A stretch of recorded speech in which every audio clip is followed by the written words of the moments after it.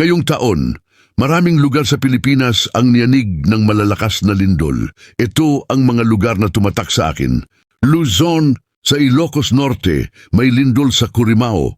Noong October 9, alas 9:45 ng umaga, umabot ito sa magnitude 4.4. Sa La Union, sa bayan ng Pugo, may isa pang lindol din noong October 9. Bandang alas 10:30 ng umaga, parehong lakas, magnitude 4.4. Sa Isabela, sa Maconacon, may lindol ng magnitude 4.5 noong October 11, madaling araw. Sa Zambales, sa Cabangan, may lindol ng magnitude 4.5 noong October 11, hapon.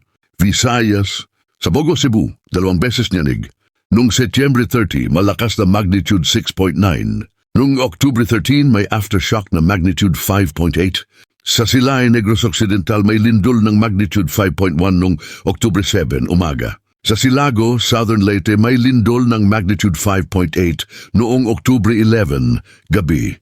Mindanao, sa Burgos, Surigao del Norte, may lindol ng magnitude 5.8 noong Oktubre 4, umaga. Sa Manay, Davao Oriental, ito ang pinakamalakas. Magnitude 7.4 noong Oktubre 10, umaga. May mga aftershock pa, 5.8, 6.7 at 5.5 sa mga sumunod na oras at araw.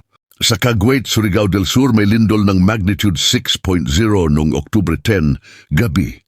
Sa Maitum, Sarangani, may lindol ng magnitude 4.5 noong Oktubre 11.